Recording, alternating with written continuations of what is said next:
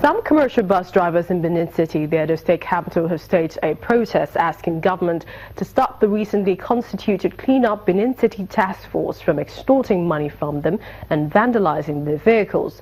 The angry drivers say although they are not against the government's decision to restoring sanity to the city, the government should create alternative parks for them.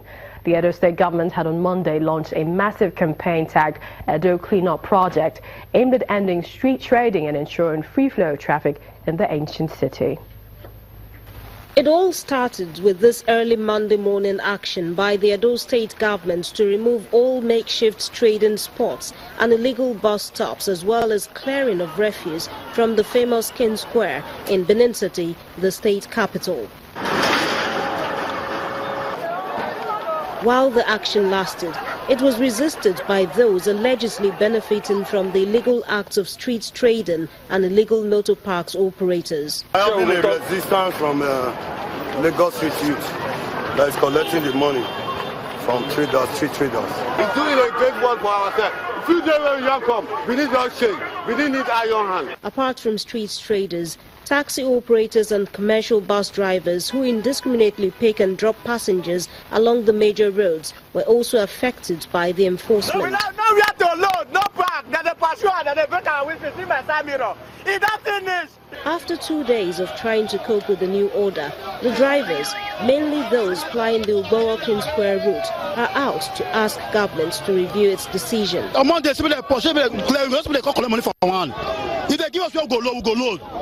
If we pass it, they hold us no problem. But when they give us one go load, don't say there's someone no load, they collect money from our hand. Now we have a problem. So we're surprised to see by on Monday, Agbo came and started destroying our bus, started escorting our drivers. They will carry our driver and collect 5,000 from there. Even our park, we have even parked, they will drove up our driver, break their glass, break their side mirror. Others suggest what the government can do to help them. We will beg our government, if you can list those adjoining streets for all bus drivers, yes, then they will line up. Yes. Anyone that come in, anyone they cut off, if you are discharging a passenger along the road, they will go those one arrested.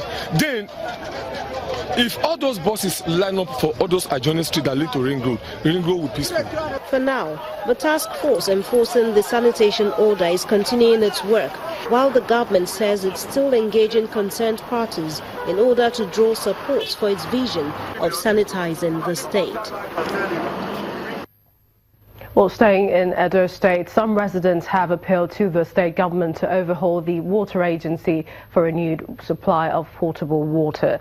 Speaking to Channels Television in Benin City, the capital, inhabitants of Emmanuel and Evwenwen streets decry the absence of public water supply in their homes in spite of their proximity to the Edo State Water Board establishment. Meanwhile, a medium-term sector strategy workshop has been organized to address the issues. These streets, Emmanuel and Eweme in Benin City, the Edo State capital, have at least one thing in common. They both have Edo State Urban Water Board establishments nearby. But these residents bemoan the scarcity of potable water, which has gone on for years now. See our house here. See water body here. It's just they close our house. Our house now just face. Yeah, now the tap is this one. Nothing there inside, we don't see water. So many years, that even reach the bags. Maybe they reach 4 years.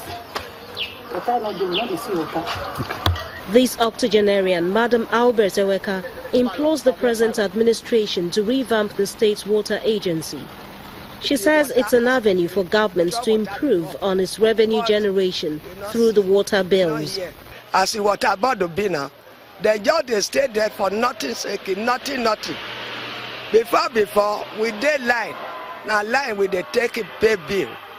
I think that bill, that money is a part of money for government. So, but now there's nothing like that. This medium-term sector strategy workshop at the Government House in Benin City is expected to proffer solutions to the challenges in the water industry. One of the resource persons at the event, Soji Adeyemi, states that planning will be key to the success of the new water supply scheme. People have to start learning that while water is free, potable water is not free. Before you even build the scheme, you will go right to the communities where you are going to give the water to find out how much they can afford. The affordability will actually determine the type of scheme in which you are going to build for them, and then that would also be part of the planning system to ensure that eventually when the scheme is built, there are systems in place in which the monies can be collected. The revitalization of the Edo State public water supply across states and local government areas is already work in progress. We have done evaluation, so what we are waiting for now is NOC, that is popularly known as no objection certificate from the partners. Some of the indicators are willingness to pay counterparts, availability of structure. We want to be sure that there are structures in place in your LGA to be able to carry out this activity. So they were ranked, and the 2 LGA that came first and second is Ovia Southwest and Nesako West. It's open, it was open. Though there are many sources of water for daily use, many Edo residents insist on the potable water from the Edo State Urban Water Board. Away from Edo State, the National Drug Law Enforcement Agency is reinventing its strategies to tackle the ingenuity of drug traffickers across the country. Command officers of the agency are currently in Jos Plateau State looking into various ways to effectively implement government's drug laws to defeat drug merchants and curb drug abuse in the society. It's the biannual Command Officers Conference of the National Drug Law Enforcement Agency. Senior officers of the agency are here to review the agency's strategies on drug control, as it cannot afford to remain static in its ways.